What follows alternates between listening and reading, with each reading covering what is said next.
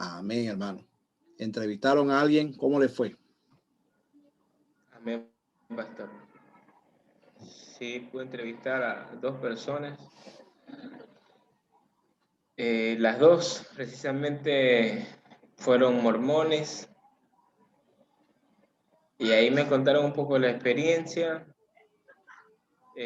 Más que todo el chico, sí fue una experiencia como más, de más tiempo. Él estuvo 2 años y algo más en esta secta. Y él me contaba las experiencias así que tenía. Me dice que él, al principio él fue porque, bueno, sí que le insistían para que fuera. Y eso es algo que ellos tienen, podemos decir que algo bueno, que son muy persistentes y lo convencieron.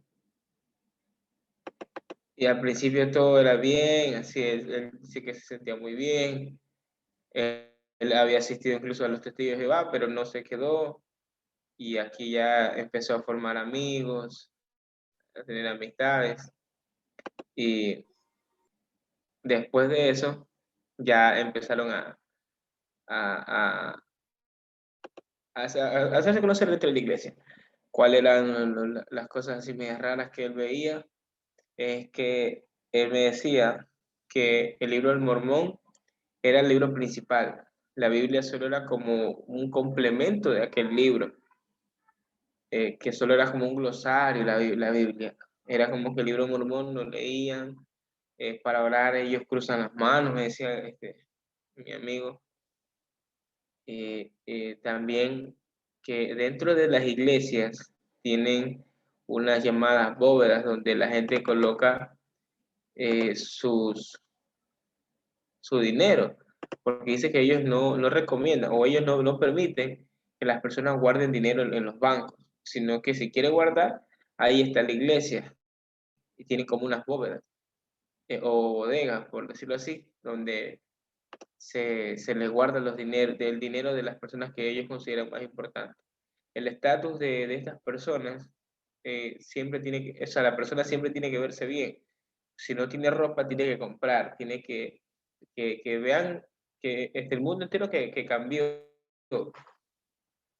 Otra de las cosas es que a partir del segundo año que ellos ya están ahí, es exigido eh, guardar dinero para las misiones. Los jóvenes dicen que son engañados, por decirlo así, o son manipulados como para que puedan ellos guardar dinero. Dentro de unos 10 años, me decía él, después que han guardado todo ese dinero, entonces ahí ellos se van de misiones, que es casi exigido, las misiones dentro de esta secta. También los 2 primeros años son exigidos. Después del segundo año uno decide si quiere seguir haciendo misiones o no, o se retira. Entonces él, al principio, como dije, todo bien, pero después fue dándose cuenta de que la gente incluso iba solamente como para aparentar, que no vivían lo que ellos decían, no lo practicaban. Empezaban a enamorarse de las chicas. Dice que los jóvenes eran más por las chicas que iban que otra cosa. Dice que de 10 líderes, 1 o 2 eran los más portaditos, así después los otros eran tremendos. Tienen una iglesia principal en Guayaquil que está cubierta de puro oro, así para entrar ahí tienen que ponerse guantes, y unas cosas en los pies, me imagino como tipo zapatos, porque no pueden entrar con estas cosas. Para ellos, los profetas son personas que todavía están acá, como Smith, que fue el principal, el que creó el libro de Mormón, y otros profetas más. Ellos no toman café, no toman bebidas negras, porque eso es pecado, dicen. y así, y otras cositas más que por ahí él me decía, ya el segundo año fue que él ya desistió de ir a esta reunión, a esta secta, porque ya dice que él veía muchas cosas raras, lo del dinero, lo del diezmo, muy exigido. Hay ciertos grupos, se selecciona, dentro de esta iglesia se selecciona como un grupo y por escalones. Los primeros van a un lugar, los segundos van a otro lugar, los terceros van a algo más de élite, los cuartos van a otra, como algo más de élite, así, como que muy elitista, se puede decir. Entonces, eso es lo que más o menos mi amigo me explicaba y eso es lo que estuve haciendo en la tarea.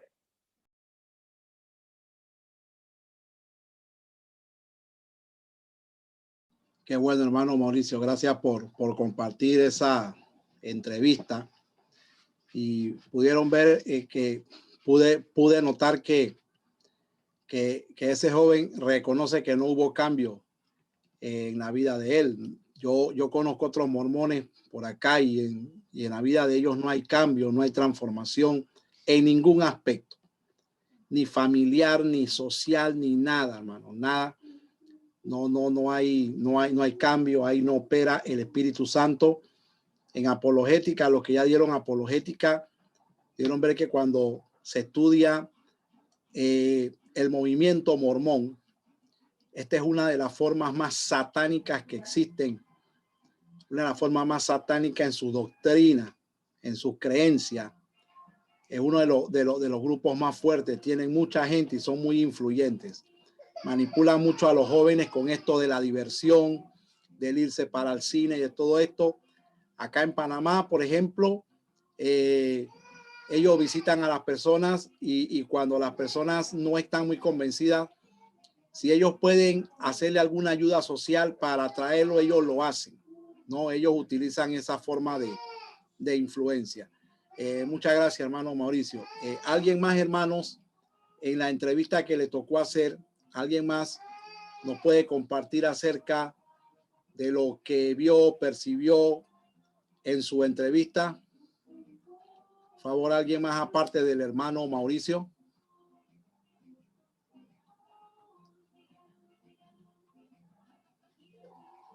Nadie más realizó esta tarea, hermano. No la han hecho todavía. La idea de esta tarea, hermano, era que compartiéramos aquí lo que habíamos percibido en esa experiencia. Ok, otra pregunta. ¿Cuántos leyeron el artículo ya? El artículo de esta clase. ¿Lo leyó alguien, hermano?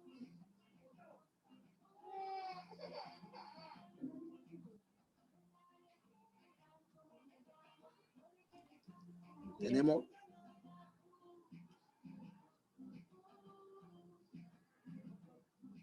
Ok, sentí que alguien iba a abrir el micrófono. Ok, bueno. Muy bien, hermano. Seguimos adelante. Ya estando en nuestra última clase, la semana pasada iniciamos con este tema de los movimientos postmodernos y el peligro que ellos representan para la sana doctrina. Vimos todo una introducción acerca de este tema y del peligro que esto representaba. Y vimos, hermano, cómo las ideas postmodernas no son tan modernas como parecen. Aprendimos en esta clase cómo el fundamento, lo que empezó con un hombre llamado Tomás de Aquino, ¿verdad?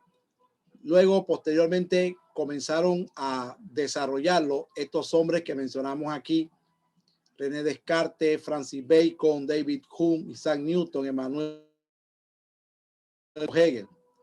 Hombres que llegaron a la conclusión de que la razón era el ser supremo. Terminaron argumentando y poniendo la filosofía por encima de la teología, tratando de conciliar una cosa con la otra. Terminó la teología por debajo de la filosofía. Entonces nosotros aquí la semana pasada vimos todo esto vimos todos estos movimientos, todas estas ideas que pertenecen a lo que es el liberalismo teológico, donde los hombres a través de la razón trataron de definir la fe. Estudiamos este hombre llamado René Descartes, que se le considera el padre de la razón, ¿verdad? Pienso y después siento. Francis Bacon, este hombre que desarrolló el método científico. Si algo se puede comprobar a través de un método científico, es válido. No se puede comprobar por los milagros ni por nada de esto. Vimos este creyente protestante, Isaac Newton, ¿verdad? Este hombre que desarrolló la idea del deísmo. Este hombre desarrolla esta idea y luego propone más adelante que él va a convertir la matemática, ¿verdad?, en la nueva reina de la ciencia. David Hume, el padre del empirismo, este hombre que propone que la experiencia es la base del conocimiento. Todo parte de la experiencia. Si no hay experiencia, entonces no hay creencia. Vimos a los promotores del idealismo, Immanuel Kant, ¿verdad? El hombre creando su propio mundo. El hombre es el que determina qué es el ideal de vida. Otro idealista, Jorge Federico Hegel. Estudiamos algo de lo que fue la teoría de la evolución, donde los hombres empezaron a darle más crédito a sus adelantos científicos que a lo que la Biblia decía. Muchos de estos científicos ya habían sido protestantes, pero cuando comenzaron a realizar adelantos científicos, entonces queda la Biblia relegada a un segundo plano, queda desacreditada, y entonces estos hombres ponen la ciencia por encima de lo que la Biblia dice. Ya los hombres comienzan a apartarse por causa de que su intelecto se ha desarrollado bastante. Vimos cómo este liberalismo teológico, este conglomerado de ideas dejó la iglesia así. Dice que entró como un caballo de Troya. Intentaron acomodar las doctrinas cristianas a las corrientes de pensamiento de ese tiempo. Le llamaban el espíritu de mentalidad amplia, de tolerancia, de humildad y devoción. Se llamaron los nuevos teístas, ¿verdad? El teísmo, la idea que dice Dios es real, es el creador de todo, pero él no exige adoración ni tampoco se le revela a nadie. Son los hombres que llegan, los teístas son aquellos que tratan de llegar a Dios, ¿verdad? Por sus propios métodos. Tratan de llegar a Dios a través de sus propias ideas. Ellos crean su propio mundo. En la iglesia se comenzó a negar lo sobrenatural y el pensamiento cesacionista se fortaleció. El pensamiento cesacionista, aquel pensamiento que dice que las manifestaciones del Espíritu Santo cesaron, que ya no eran para esta época. Hablamos del materialismo contemporáneo, Carlos Marx, este hombre que propone que la fe es el opio de todos los pueblos. Federico Nietzsche, la escuela de la muerte de Dios, Dios ha muerto. Sigmund Freud, el padre de la psiquiatría, que dice que la fe es una neurosis colectiva y obsesiva de la humanidad. Eso es lo que propone Sigmund Freud. Y vimos otros brotes teológicos del siglo XX, después de la Segunda Guerra Mundial, como el neoliberalismo, ¿verdad? El neoliberalismo que aparece en Suiza y Alemania, el nuevo radicalismo y el neoevangelicalismo, tres movimientos que surgen también con un movimiento que se llama el fundamentalismo. El fundamentalismo, donde comenzaron entonces a darse, hermano, lo que era las escuelas cristianas, los institutos bíblicos, por causa de estos movimientos de liberalismo teológico que ya habían afectado a la sana doctrina. Aquí hablamos un poco acerca de este tema de John Robinson, un hombre que viene de la escuela de la muerte de Dios, pertenece a esta filosofía, y él propone lo que es la moral de situación. Y aquí nos quedamos la semana pasada. ¿Cómo sería, hermano, cómo quedaría el cristianismo si nosotros estableciéramos una moral de situación? John Robinson establece este tema, esta idea. Dice que la moral de situación es la motivación a hacer las cosas por amor en las relaciones humanas y no en el concepto anticuado de lo que Dios dice en la Biblia. ¿Cómo puedo hallar a un prójimo benigno y no a un Dios castigador? Entonces, la semana pasada compartíamos de cómo quedaría la iglesia, cómo quedaría el cristianismo si estableciéramos entre los cristianos una moral de situación. Y hubieron algunas opiniones aquí. Por ejemplo, el hermano Tomás Olmedo nos dio una opinión acerca de algo que había sucedido en su iglesia con un asunto de una conferencia que se dio.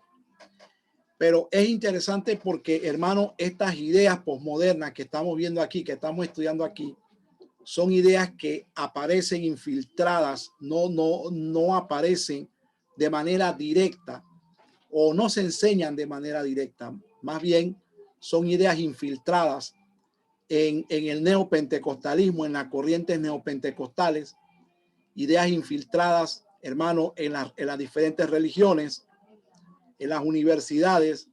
También, hermanos, se enseñan estas ideas y sobre todo esta moral de situación. Es algo, hermano, que está muy bien infiltrado en lo que es la ideología de género. Ese nuevo movimiento, ¿verdad? De esta era, la ideología de género está muy basado en esto de la moral de situación y en el hedonismo. Hermanos, este hombre John Robinson, en su libro La moral de situación o Sinceros para con Dios, estos son los enunciados de él, ¿verdad? Pragmatismo, relativismo, positivismo y personalismo son las ideas que él propone con el tema de la moral de situación. Ahora, el concepto de la ética situacional que hablamos la semana pasada dice que estos son los que defienden esta pauta de vida. Sostienen que todas las cuestiones morales deben ser decididas independientemente y según el principio del amor. Según esta moral de situación, así deben de ser decididas todas las cosas, ¿verdad?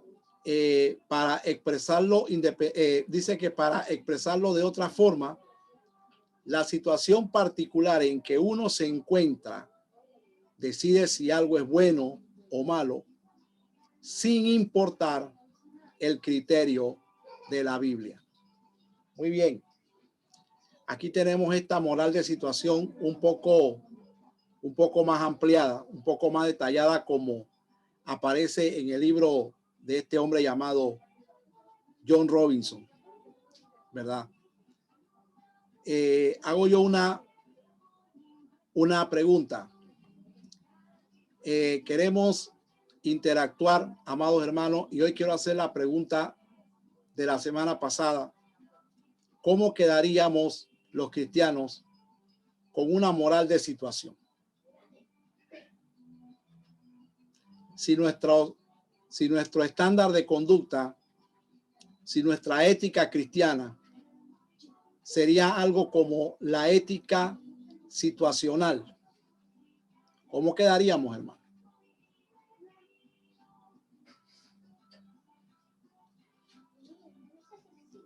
Mire bien esto, todas las cuestiones morales deben ser decididas independientemente y según el principio del amor. ¿Pero cuál amor? Pastor, por ejemplo, yo tenía un caso de esto. Había una persona que no quería perdonar y decía, bueno, ¿quién soy yo para no perdonar? Si el Señor no me perdonó, ¿cómo yo puedo exigir perdón? Pero decía pero el perdón tiene un límite también. Yo tengo mi dignidad.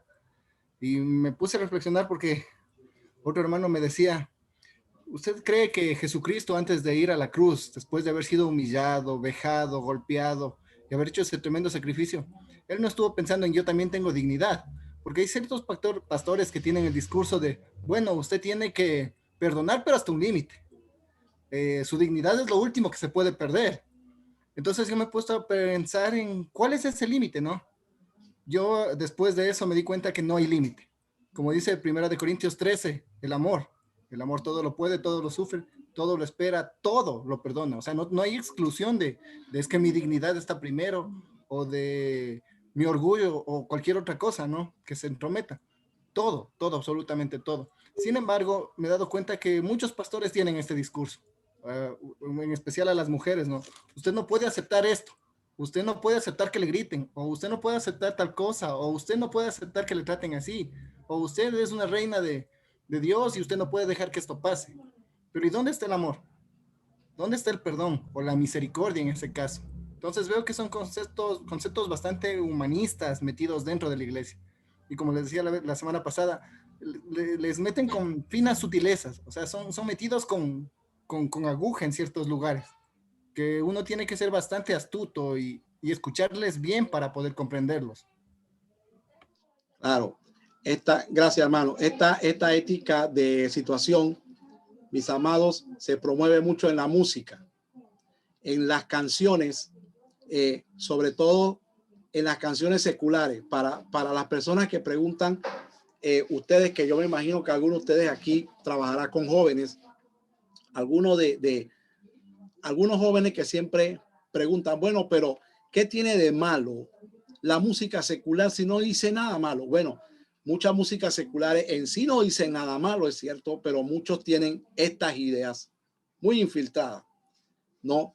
Y cuando el concepto de lo que se está oyendo, ese concepto hace contacto con el concepto de la mente, entonces, hermano, entra en acción lo que se llama como el mensaje subliminal. Hay que tener mucho cuidado. Este señor que está en Miami, Guillermo Maldonado, que está divorciado, le está diciendo a la gente que la que se divorció fue la esposa, no él. Explíquenme eso, por favor, porque yo no entiendo eso. ¿Cómo que yo me divorcié de mi esposa? Ahora yo le digo a la congregación que la que se divorció fue ella, no yo. ¿Cómo es eso? O sea, hermano, yo no sé ni qué decir. Ese es un cobarde. Yo no sé, hermano, yo no sé ni qué opinar. O sea, explícamelo, ¿verdad? Ganas de estar enfrente y decirle, explícame cómo que se divorció ella y tú no.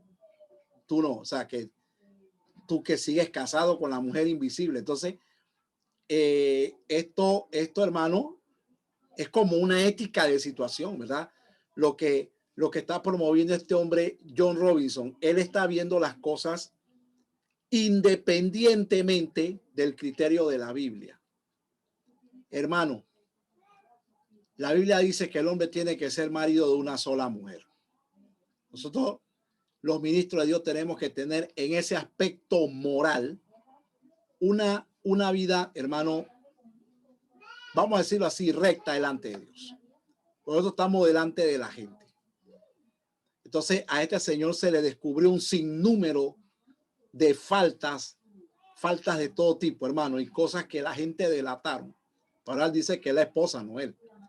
Y él involucra a Dios en su ética de situación cuando él acepta las cosas por las que lo están señalando. Y él dice, sí, pero Dios me dijo que me amaba así y que eso no iba a afectar mi relación con él. Por favor, hermano. Por favor.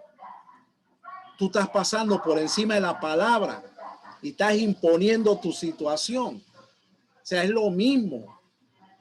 Como que a mí me descubren 2, 3 mujeres, asuntos de lavado de dinero y ahora un divorcio.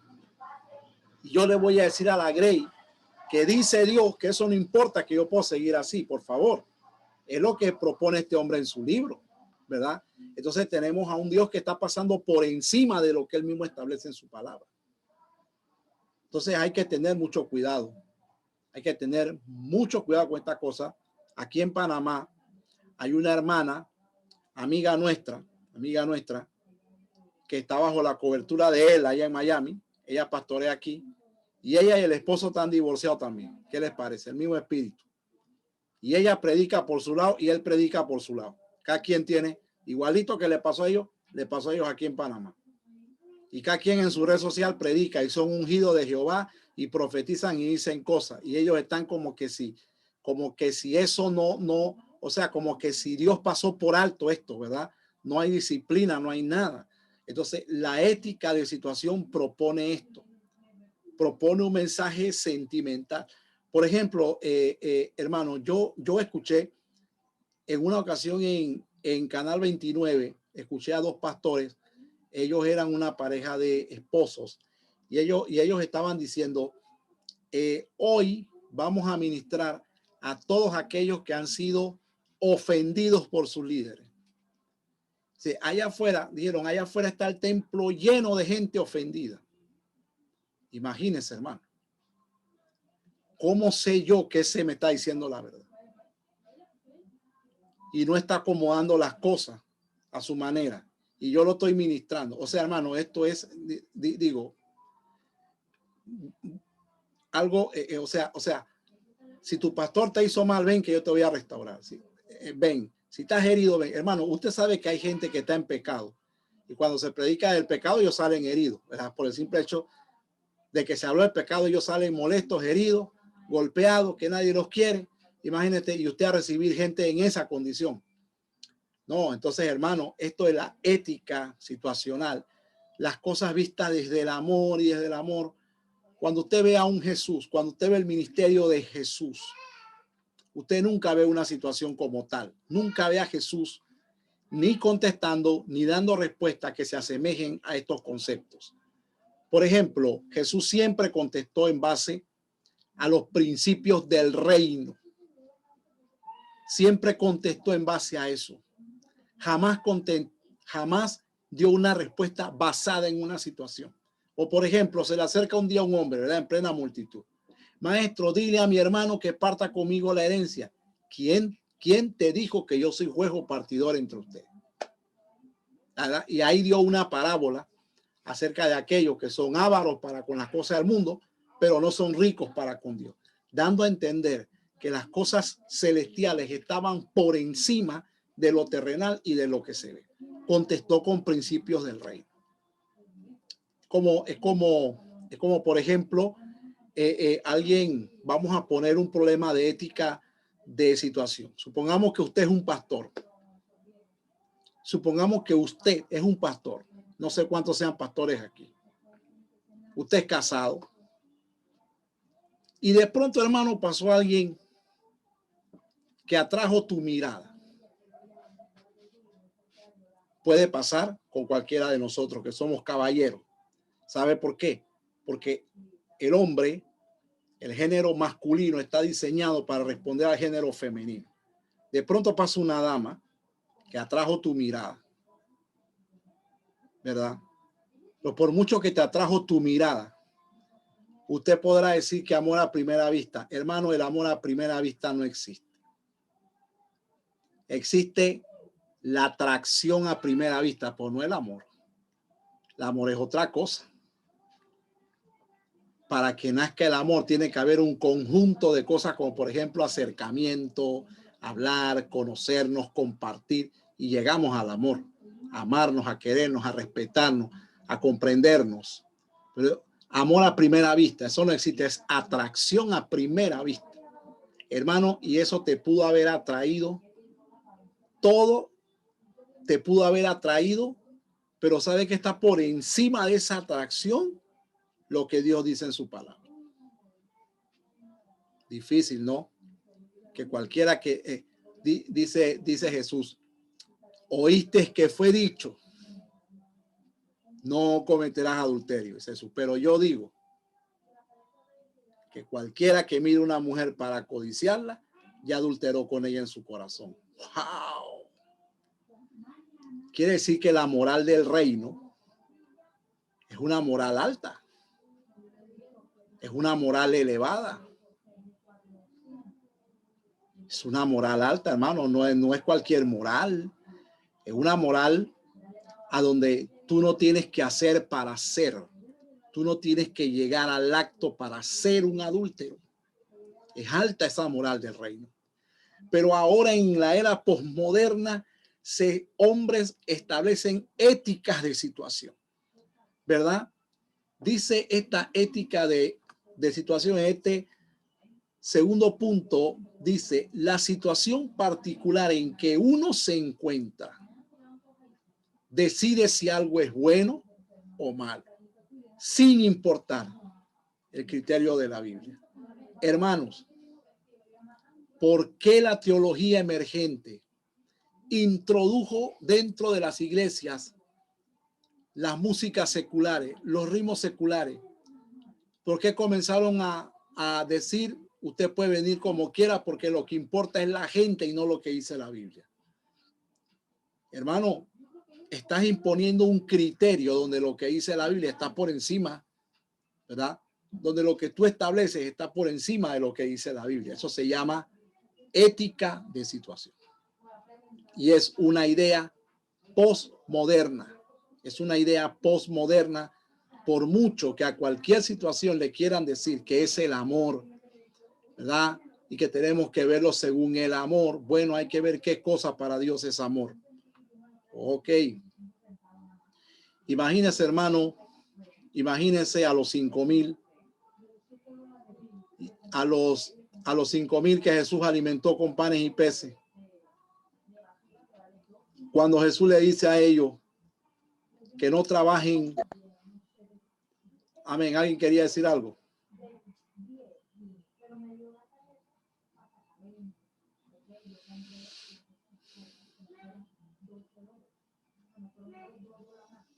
¿Alguien quería decir algo, hermano? Vi que alguien habló.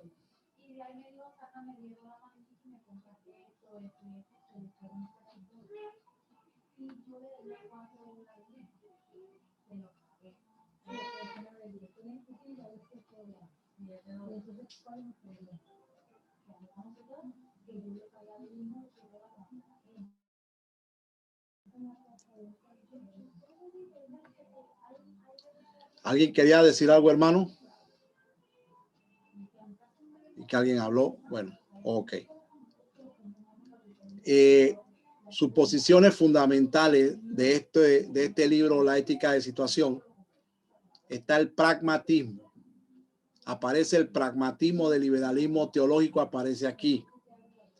Si los resultados que se esperan son buenos, es válido. El fin justifica los medios.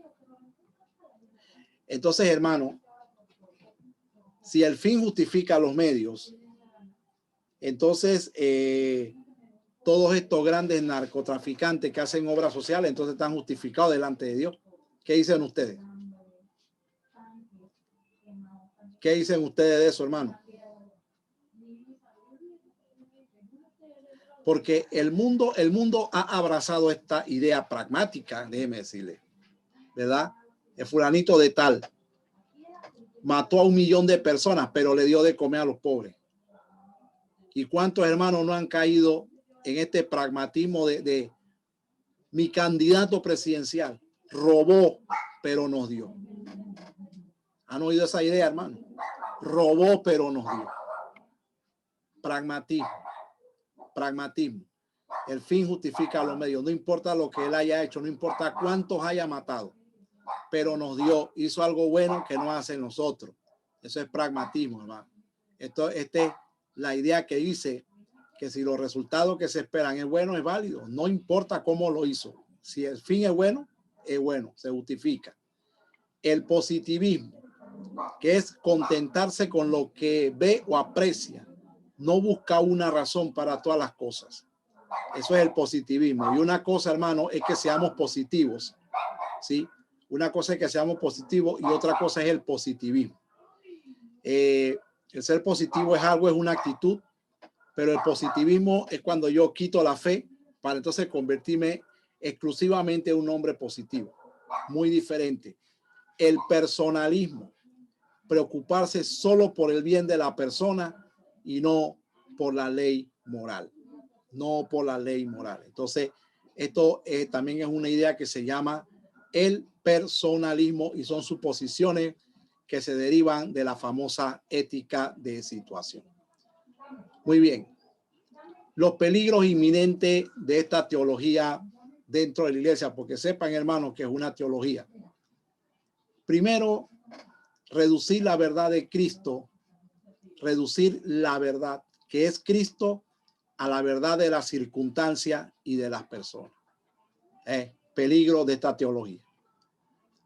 Otro peligro es formar una escala de valores de acuerdo con la situación y no con lo que dice la palabra.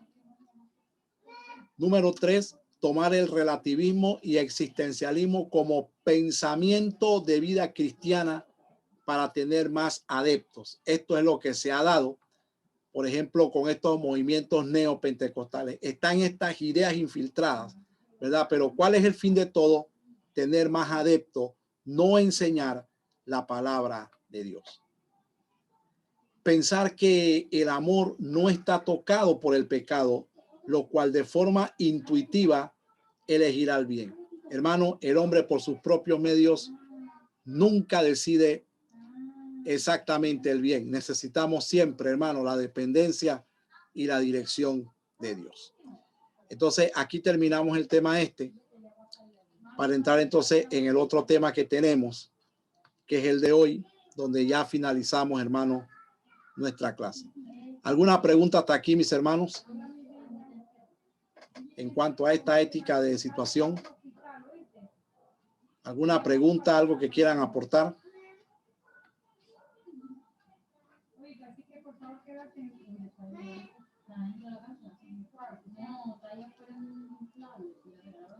Hermano, ¿qué le pasa? ¿Hace mucho frío por allá?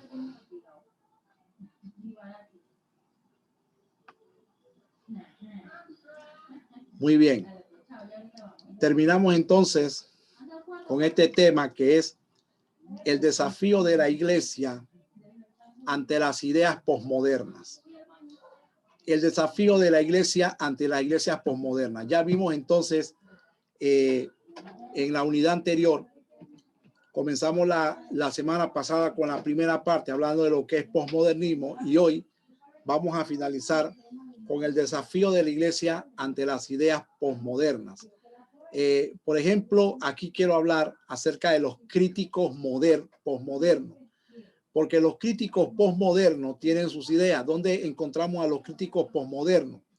Lo encontramos en los medios de comunicación, en las universidades, en la ONU, en la religión, en la política, en los movimientos neopentecostales. Encontramos a estos críticos modernos.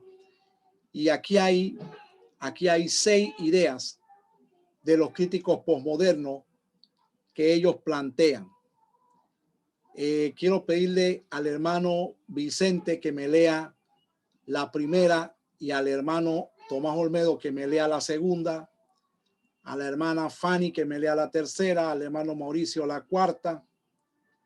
Vamos a pedirle al hermano Fernando que nos lea la quinta y al hermano Franklin que nos lea el sexto cuadro. A ver, comenzamos, hermano. Bendiciones, pastor. Buenas noches. Amén. Los críticos posmodernos. Ajá. Primera, para ellos no hay verdad absoluta. En lugar de esto rechazan la palabra de Dios. Ok, muchas gracias. Hermano Tomás.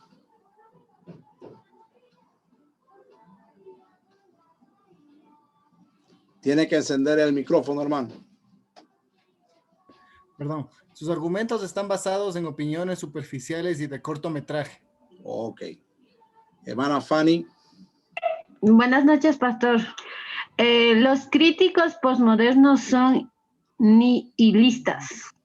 Son nihilistas. Hermano Mauricio.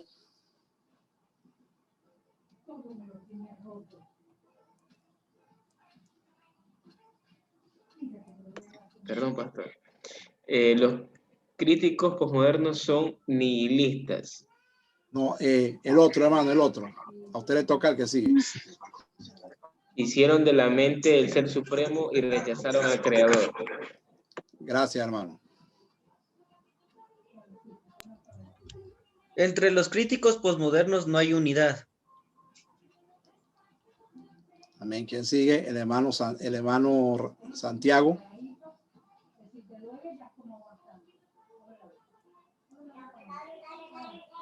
A usted le toca, hermano Santiago, el último cuadro. Ok. Hermano Raúl, léanos el último cuadro. Para los postmodernos, el cristianismo no tiene lugar en este mundo. Interesante, interesante. Para los críticos postmodernos, esto aquí nada más es un resumen de lo que ellos realmente son o proponen en este mundo. Ellos, hermanos, este es un resumen de lo que ellos son y esto ya representa el desafío que tiene la iglesia ante las ideas posmodernas. ¿Por qué, hermano? Porque la iglesia es luz del mundo. Y en este mundo a donde está la iglesia hay argumentos posmodernos, ideas posmodernas infiltradas en todos los aspectos, música, religión, política, educación, todo. Y la iglesia está aquí. Entonces, para la iglesia, estas ideas ya representan un reto. Dice que para ellos no hay verdad absoluta. En lugar de esto, rechazan la palabra de Dios. Dice que sus argumentos están basados en opiniones superficiales y de cortometraje. Es cierto, la semana pasada en la clase vimos, hermanos, que ellos, vimos lo difícil que es decir qué es posmodernismo. Qué difícil, porque no hay algo concreto, ¿verdad? No hay una unidad en los argumentos, sino que ellos son grupos de muchas personas y cada quien tiene una idea diferente. Dice que los críticos modernos son nihilistas. Las personas nihilistas son personas que para ellos en la vida no hay una escala de valores, sino la que tú te determinas. No hay escala de valores para ellos, ni tampoco hay verdad absoluta. Ese es un nihilista. Dice que hicieron de la mente el ser supremo y rechazaron al creador, una idea que no viene de ellos, sino, hermano, desde la época de la Reforma. Entre los críticos posmodernos no hay unidad y para los posmodernos el cristianismo no tiene lugar en este mundo. Una idea que está bien clara en las ideas posmodernas. Ahora, mis hermanos, yo quiero analizar esto aquí que está sacado del libro Posmodernismo y Fe. Pero el punto se llama Posmodernismo y Cosmovisión de Theo Donner. Y Theo Donner aquí hace el siguiente análisis de la Iglesia de América Latina. Aquí en esta clase estudiamos los movimientos religiosos modernos que afectan a América Latina. Bueno, aquí Theo Donner tiene, hermano, una crítica a la Iglesia de América Latina. Es decir, que esto nos compete a nosotros. Y estamos en el tema del desafío que tiene la iglesia ante los movimientos e ideas posmodernas. Yo quiero, hermano, que alguien me lea estas 6 críticas que tiene Theo Donner a la iglesia de América Latina. Y quiero decirle algo. En el libro Posmodernismo y Fe, donde él escribe esto, él antes de plantear esto, él dice que él no quiere herir la susceptibilidad. O sea, que no hizo la crítica para ofender a la iglesia de América Latina, sino por lo que él percibió en la iglesia de América Latina. Yo voy a pedirle al hermano Fernando Cando que nos lea estos 6 puntos que plantea Theo Donner. Y yo quiero, hermano, que todos opinemos algo acerca de estos argumentos. Adelante, hermano Fernando. La posmodernidad y la iglesia. El libro Posmodernismo y Cosmovisión de Theo Donner hace el siguiente análisis de la iglesia de América Latina en relación con la posmodernidad. Es una iglesia sin sentido histórico, amnésica y sin memoria de sus propias raíces. Tiene crisis de identidad, vulnerable a las olas, modas y herejías que llegan por la globalización y por la aceptación de nuevos modelos exegéticos. Alega Donner que por la irracionalidad de muchas iglesias en la sociedad de América Latina, el mensaje de la Biblia no ocupa el lugar central, sino las visiones del pastor son consideradas como la palabra actual de Dios para el momento. Según estadísticas, en América Latina, el 75% de pastores y líderes no tienen una preparación estructurada. Muchas gracias, hermano. Esta es una crítica a la iglesia de América Latina. Me gustaría escuchar el criterio de algunos de ustedes en base a lo que se dice aquí. Yo creo que sí, en muchas iglesias sucede también, es porque hemos considerado que el líder o pastor tiene que ser carismático, tiene que llevarse bien, tener adeptos, seguidores, porque se supone que eso jalaría más personas. Inclusive he visto iglesias que colocan los pastores que ya tienen cierta edad o una edad avanzada, colocan a sus hijos, aun cuando el hijo no tiene el llamado.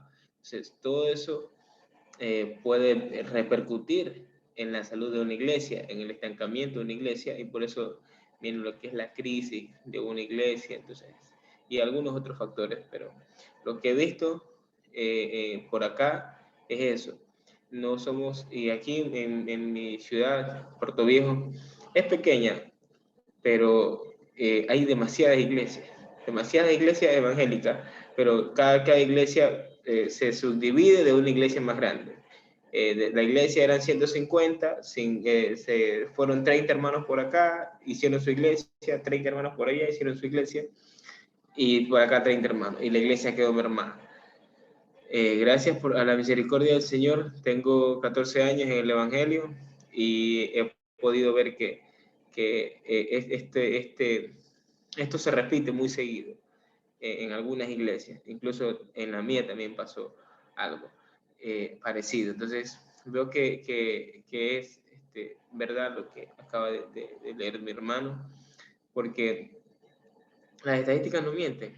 Entonces, buscamos ahorita que las personas sean neófitos, pero que jalen gente, que tengan publicidad, que tenga carisma, aunque no tengan preparación, porque ahorita todo, como el internet ayuda, YouTube ayuda, lo que hacemos a veces incluso es copiar. Este pastor predica bien, no sé dónde lo sacó, pero lo añado a mí y yo mismo lo predico y las personas me siguen. Entonces, creo que hemos caído un poquito en esto.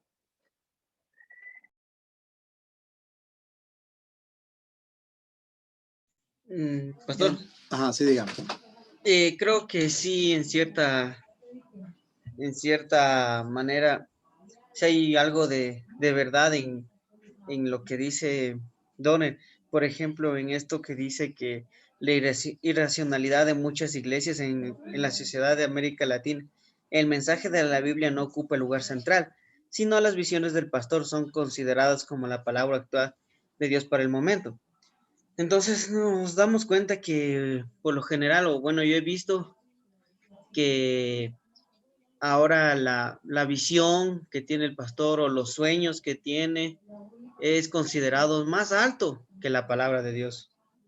Y muchas veces veo hermanos o gente que pertenece a ciertas iglesias donde dicen, por ejemplo, le doy un ejemplo.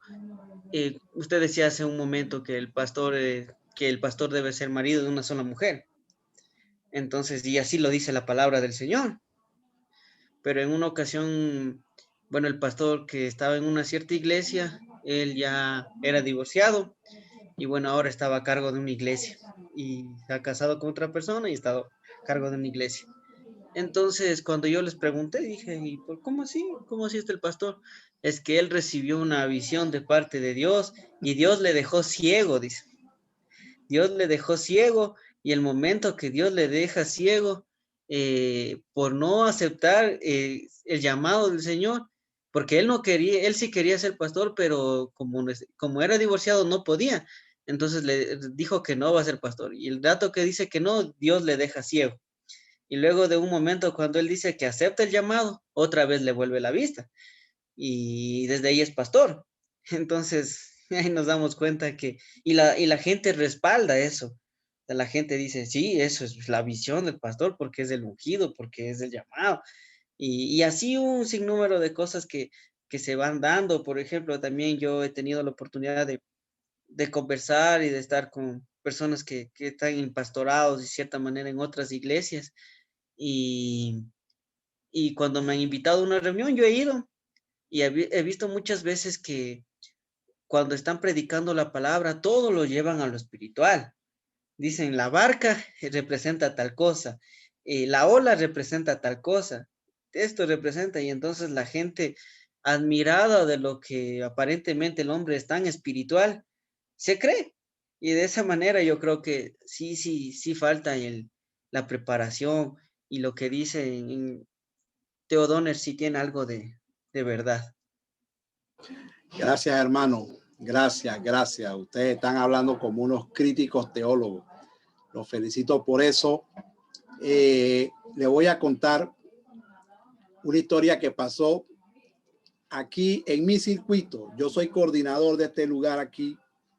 Yo soy secretario de nuestro supervisor de aquí de la zona. Aquí cerca, un consiervo, un pastor, fue descubierto en asuntos de dinero, en asuntos turbios, oscuros. Pero el detonante no fue el dinero ni la escuela que estaba manejando. El detonante fue una foto, y me perdonan porque aquí hay damas, ¿verdad? Aquí hay damas, aquí hay hermanas. Sí, ahora pastor. mismo aquí hay 2 hermanas conectadas. Bueno, voy a hablar con mucha decencia, ¿verdad? Yo soy un hombre decente y no me gusta estar haciendo chistes honestos. Pero el detonante fue una foto de él mostrando sus partes a una hermana de la iglesia porque tenían una relación. Y él lo sacaron del pastorado y fueron a establecer un nuevo pastor en la iglesia. Y cuando fueron a establecer un nuevo pastor en la iglesia, él apareció. Y él y la congregación expulsaron al nuevo pastor y él se quedó ahí como pastor. Y es pastor ahora mismo. Ella está de pastor y está manejando todos los negocios. ¿Qué pasa con los hermanos irracionales que no ven o piensan? Mira, hermano, yo puedo amar tanto a un líder. Sí, hermano, escúchame.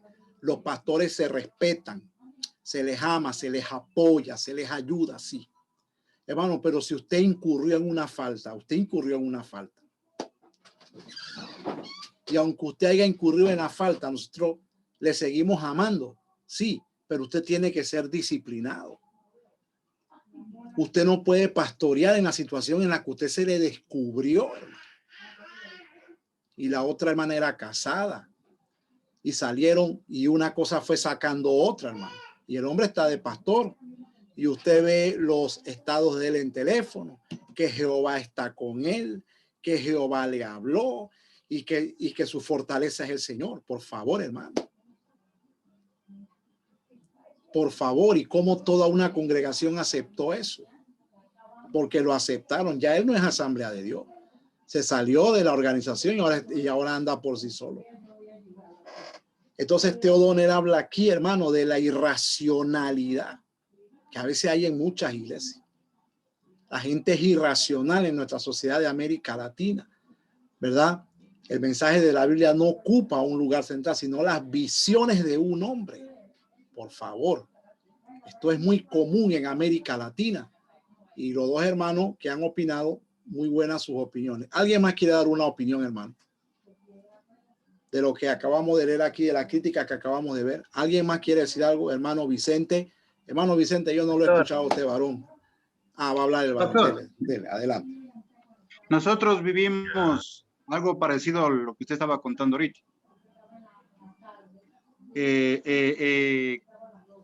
Nosotros tuvimos que salirnos del ministerio, ya va a ser 3 años a causa de eso, porque nuestro pastor era bien disciplinado. En ese sentido, sí era un hombre bien disciplinado, pero no podemos dejarle a un lado a Satanás que se aprovecha de eso. Porque ya a medida que pasaron los años, se comenzaron a ir las familias dentro de la iglesia a causa de esto. Y como dice el Señor en su palabra, que por sus frutos los conoceremos. Aún nosotros descubriéndole en el pecado de adulterio, él se negaba y seguía él predicando la palabra en el altar.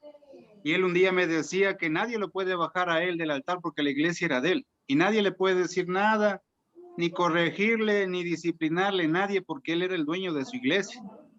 Entonces, aún descubriéndole el pecado de adulterio que él estaba cometiendo, él se negaba.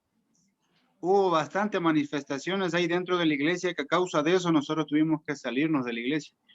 Y cuando nosotros le pedimos, le dijimos a él que nos íbamos a retirar de la iglesia por lo que estaba pasando, se enojó mejor. Me trató que estaba en rebeldía de tantas cosas. Pero Dios es tan perfecto y tan fiel que no pasó mucho tiempo y la mayoría de la iglesia le encontró en eso. Porque ya se comenzaron, como usted estaba diciendo, comenzaron ya a verse las fotos de que cómo ellos se mandaban sin ropa. Y aún así la mayoría de los hermanos quería seguir con él, le seguían creyendo de que Dios estaba con él y los hermanos mienten, el hermano Vicente miente y todo eso, él está en rebeldía y tantas cosas. Pero tuvo que cerrarse la iglesia porque a lo último, al final, él ya le dijo a la mayoría de los hermanos que se amaban con una hermana dentro de la iglesia, que se iba a divorciar de la pastora y que se iba a casar con ella. Entonces, eso sí pasa en la vida real, pastor. Nosotros ya tenemos 3 años que tuvimos que salir del ministerio y le pedimos a Dios que nos guíe a un nuevo ministerio. Y estamos ahora en un nuevo ministerio aquí en la ciudad de Ambato, sirviéndole al Señor. Pero yo les cuento por testimonio que durante esos 3 años, fueron 3 años que gracias a Dios salimos de ese tiempo, porque nosotros nos sentimos tan mal y gracias a Dios no entramos en un tiempo de depresión, porque todo el mundo nos señalaban a nosotros que nosotros éramos los culpables, que por qué nosotros sacamos a la luz el pecado que él estaba cometiendo y tantas cosas que la gente, la mayoría de los hermanos de la iglesia nos dieron la espalda a nosotros. Pero a los 2 años y medio se supo la verdad y se dieron cuenta de lo que estaba pasando, porque todavía están ellos juntos. Sí se vive eso ahorita en la actualidad, pastor. Tristeza. Qué tristeza, hermano. Esto es, hermano, una cosa impresionante. Cómo una persona puede llegar a amar más a un líder que a Dios, ¿verdad? Porque el hecho de que lo disciplinen, eso no dice que lo vamos a dejar de seguir amando. Hay líderes que han incurrido en falta, se han disciplinado y se han restaurado. Y han empezado en otras partes, pero ya restaurado, pues, Señor. Entonces, el hombre no se somete a la disciplina. ¿Y cómo es posible que la gente siga a alguien que incurrió en un pecado y que no se somete y usted lo va a seguir, que ese hombre te esté imponiendo la mano y usted no sabe en un momento dado, hermano, qué es lo que está pasando? Entonces, y eso es lo que pasa ahorita en la actualidad, amado pastor. Y hay muchísima gente que le sigue a este tipo de personas. Porque si en el ministerio, en una iglesia donde el Señor ha levantado un varón que se esfuerza en seguir la palabra del Señor y exhortan el pecado, se van las familias. No quieren eso, no quieren que les toque el sentido ese del pecado, no les gusta y se van. Y van y se congregan con aquellas personas que están manipulando por medio de la palabra de Dios a las familias. Eso es lo que estamos viviendo nosotros aquí en la ciudad de Ambato. No puedo decir en otras ciudades, pero nosotros lo hemos vivido en carne propia y hemos visto que esas familias acuden más a donde ellos y no donde el Señor está con la fe, con la palabra de Dios, sacando a la luz el pecado para que sus almas sean salvas. Gracias, hermano. Esta materia tiene como fin despertar eso, despertar ese análisis crítico, ese análisis teológico. Hermano, nosotros no podemos ser una iglesia, ignorante. La iglesia del Señor no puede ser una iglesia ignorante, porque la ignorancia es una puerta abierta a la manipulación, ¿verdad? Nosotros no podemos amar así de una manera tan irracional, a tal punto, hermano, de llegar a pegarnos a un líder de esa forma. Y personas, aquí en la iglesia donde yo me congrego, o sea, la iglesia que me envió a mí como pastor, el pastor que estaba antes también incurrió en pecado y mucha gente se fueron de la iglesia con él y lo siguieron al otro lado donde se. Qué impresionante. Y Theo Donner hace esta crítica de la iglesia de América Latina, pero en cuanto a las visiones, nosotros hemos hablado acerca de otras cosas más fuertes que el pecado. Así que, hermanos, el 75% de los pastores sin preparación en América Latina. Eso es preocupante. Diga, hermano Cando. Diga. Ya, Pastor, hablando de las visiones que decía aquí, pues a mí en cierta manera a veces me ha dado un poco de recelo, ¿no? Pero se ve como una tipo, diría, artimaña o una sutileza, depende, para llegar a las personas de parte de estas personas que tienen visiones, porque nosotros por lo general en América Latina somos gente muy emocionalista, que, que nos dejamos llevar por nuestras emociones. Entonces, las personas saben cómo llegar a eso. Por ejemplo, un ejemplo le doy. Cuando, bueno, yo tengo conociendo del Señor 9 años. Y en un tiempo yo estaba compartiendo la palabra, así me llevaban y yo me iba a compartir la palabra, evangelizar y todo ello. Entonces, un cierto conocido me decía que tengo el llamado de parte del Señor para servir, que el liderazgo, jóvenes y tanta cosa. Bueno, pasó el tiempo y luego me dijo en una ocasión que él había recibido una visión y que él se puso su iglesia. Bueno, se salió de donde estaba, de algunas iglesias que ha estado, y luego él se puso su iglesia y me dijo, yo tuve una visión y al lado mío estaba un Josué y un Caleb, dice, que Dios me dijo que me iba a dar un Josué y un Caleb. Y dijo, y ya le tenía a un joven. Y me dice, yo creo que el otro eres tú, dice, porque eres un hombre muy esforzado, un hombre muy valiente, un hombre temeroso de la palabra, dice, y, y con tu testimonio y con todo el estilo de vida que tú has vivido, incluso el estilo de vida que viviste en el mundo, puede ser de mucha influencia, dice, para los demás.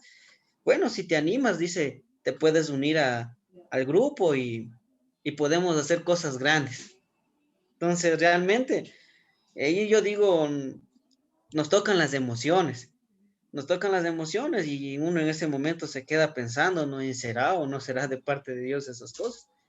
Pero bueno, yo luego conversé con mi esposa y compartí en mi iglesia a mis autoridades y bueno, ellos me supieron explicar y bueno, yo le puse stop a la situación y no acepté, digamos, de esa manera. Entonces yo creo que así llegan a muchas personas.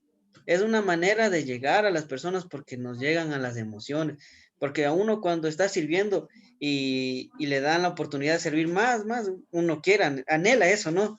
Entonces yo creo que ahí por ese lado nos vamos que aquí en América Latina somos muy emocionalistas. Si alguien nos dice, ven acá y aquí te ofrezco esto, nosotros decimos sí, sí, sí. Eso también creo que es un factor, pastor. Hermano, en esta clase analizamos, en la unidad 2, analizamos los niveles de influencia de esta gente. ¿Recuerdan? Y hablamos de eso. Hermano, ustedes son un grupo que no hablan, pero cuando hablan, hermano, qué excelente, qué tremendo. Pero yo me estoy acordando que ustedes me deben algo a mí, hermano. Ustedes, yo le mandé un video y ustedes ninguno me comentó el video. ¿Vieron el video? Donde este señor trató a Dios de una prostituta. Sí puedo observar, pastor. Ustedes me deben porque ustedes no me han comentado de eso. Quedamos en que ustedes iban a ver el video y el video está ahí en el grupo de WhatsApp. Ahí está el video para que ustedes lo vieran como este señor del movimiento Reino Ahora comparó a Dios con una prostituta y con lo que hacen las prostitutas, comparó que Dios hace lo mismo. Ustedes, hermanos, no me opinaron nada de eso. Bueno, hermanos, vamos ya a concluir la clase, que el tiempo avanzó. Entonces, hermano, lo que dice Theo Donner, ¿cuánto creen que eso representa un reto para nosotros en América Latina? Sobre todo ustedes que se están preparando. Eso representa un reto en América Latina. Ahora, ¿cómo asumir ese reto evangelístico? Número 1, hay que amar la verdad y escudriñarla con un corazón sincero, comenzando por ahí. Hay que anhelar, hay que acercarse a la Biblia, hermano, buscando encontrar la verdad de Dios y no la nuestra. Este es el problema que el hermano mencionó en antes. Que si una barca, ya la barca simboliza no sé qué. Ese es un sistema de interpretación del movimiento Reino Ahora. Que si la barca no sé qué, que si el viento representa no sé qué. Y todo lo comienza. Entonces hay que acercarse a la Biblia buscando la verdad de Dios, no la nuestra. Hay que estudiar la Biblia con un espíritu corregible.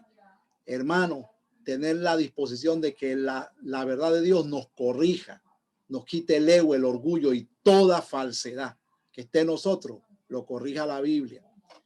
Pedir en oración al Espíritu Santo que nos guíe a toda verdad. Hermano, es la labor, es el trabajo del Espíritu Santo hoy, guiarnos a toda verdad y recordar que esto es una promesa de Dios para nosotros y debemos apelar a ella. Cristo dijo, cuando Él venga, Él os guiará a toda verdad. Y ser conscientes, hermanos de Ecuador, de que la ignorancia y la inmadurez son ventajas que aprovechan los falsos maestros. Son la ventaja que ellos aprovechan. Y la razón de esto es porque la herejía, hermano, no es fácilmente detectable. Es necesario agudizar los sentidos espirituales y tener conocimiento bíblico y teológico para poder detectar una herejía. Y por causa de que hoy la gente no estudia, por causa de que hoy la gente no está adoctrinada, por eso los falsos maestros han tomado ventajas, sobre todo en un país como América Latina, donde a la gente no le gusta leer, instruirse. Hermanos, acostúmbrense a leer, lean, hermanos, no se queden sin leer, ¿verdad? Yo esperaba que alguien me dijera algo del último artículo. ¿Sabe por qué? Porque el último artículo lo escribí yo, es un artículo de mi autoría.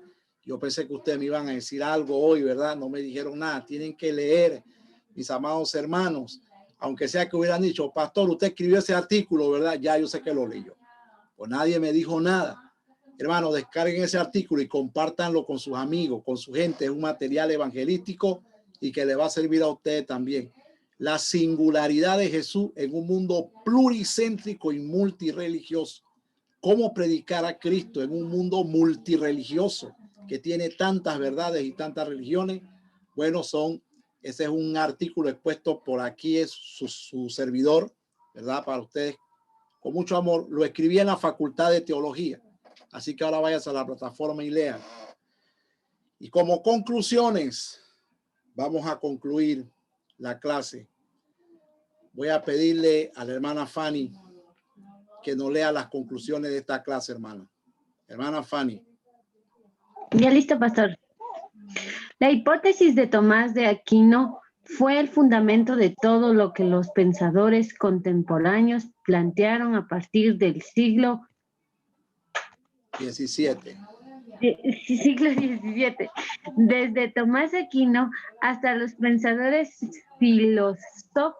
filósofos y teólogos contemporáneos han tratado de hacer ver a la humanidad que la razón es el ser supremo por encima de Dios. Siga leyendo, hermano.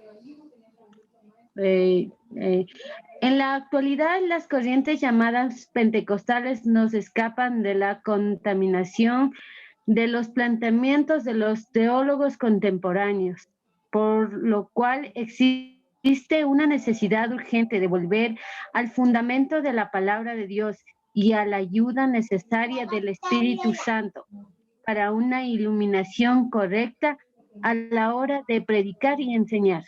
Termine aquí. La Iglesia necesita predicadores y maestros celosos por la sana doctrina y apasionados por la recta interpretación de la palabra de Dios. Gracias. Hermanos, con esto que están viendo en pantalla, termina nuestra clase de religiones comparadas con el cristianismo. Aquí terminamos. Este material está en la plataforma. El examen ya está en la plataforma. Usted puede ir y ahí, hermano, pongan sus tareas. Los materiales de la clase, todos están puestos. Usted lo puede descargar y tenerlo para usted. Mis amados hermanos, para mí ha sido un placer servirles y estar con ustedes durante estas 8 semanas que creo que han sido de mucha bendición y de mucha edificación para todos nosotros. Planteamos 8 movimientos modernos, 8 movimientos estudiamos aquí y repasamos rápidamente qué movimiento estudiamos. Pare de sufrir, Reino Ahora, teología emergente, judaísmo mesiánico, masonería, los unitarios. Aquí más estudiamos, hermano, el movimiento G12 y creciendo en gracia. Estudiamos esos 8 movimientos. Estudiamos qué es una secta, qué es una religión. Estudiamos los niveles de influencia de estos 8 movimientos y estudiamos las creencias de estos movimientos a la luz de la palabra, el posmodernismo y el desafío de la iglesia ante los argumentos posmodernos. Y nuestra clase termina con la reflexión de que la iglesia del Señor necesita predicadores y maestros apasionados por la sana doctrina y la recta interpretación de la palabra. Y para tener eso, hermano, hay que tener amor en el corazón. Hay que amar a la gente, porque enseñarle a la gente mentira es mandarlos al infierno. Eso se llama, tú el que enseña mentira no tiene amor en su corazón. Hay quienes pueden estar equivocados, pero los equivocados que tienen amor en el corazón se van a corregir. Los que no tienen amor en el corazón se van a perder ellos y van a llevarse a otros con ellos también consigo. Así que, mis amados hermanos, yo espero en Dios que todo el propósito de la clase se haya cumplido en la vida de ustedes y que lo que ustedes se llevan de esta clase, ustedes lo puedan vertir también en otros, en sus familiares, en su iglesia, sean de ayuda y sean de inspiración para sus pastores a donde ustedes trabajan. Así que, hermanos, finalizamos la clase. ¿Alguna pregunta? ¿Algo que quieran decir ya para terminar?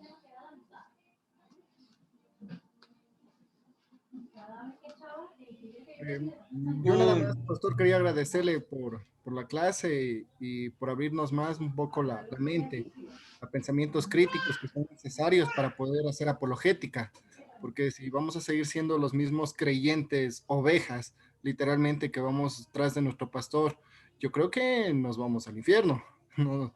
Y si hacemos eso y dejamos que el resto de gente que nos sigue o que está al lado de nosotros vayan por ese camino, creo que no nos va a ir nada bien.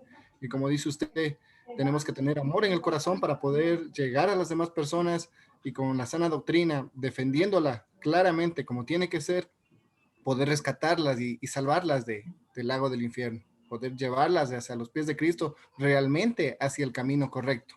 Gracias, pastor, y un gusto haberle conocido. Amén, hermano, el gusto es mío y yo espero que en otras materias, si Dios nos lo permite, nos podamos encontrar. Bueno, nosotros dependemos de las evaluaciones, así que si Dios quiere, hermano, nos encontraremos en una próxima. Así que vamos a orar para despedir. Padre, en el nombre de Jesús, gracias te damos por este tiempo, por la vida de cada hermano, de cada hermana. Padre, te pedimos que tú los bendigas grandemente. Señor, a ellos, su familia, sus ministerios y todo lo que ellos hagan, la obra de sus manos. Señor, ellos cuenten con tu bendición. Señor, derrama tus bendiciones hasta que sobre y abunde. Sorpréndelos, Padre, con bendiciones abundantes. En el nombre de Jesús, te damos la gloria y la honra por todo lo que hemos aprendido en esta clase. Padre, gracias, Señor, porque ha sido un tiempo de calidad y de excelencia, Señor. Amén y amén. Gloria a Dios. Dios me le bendiga, mis amados hermanos. Estamos despedidos. Pastor.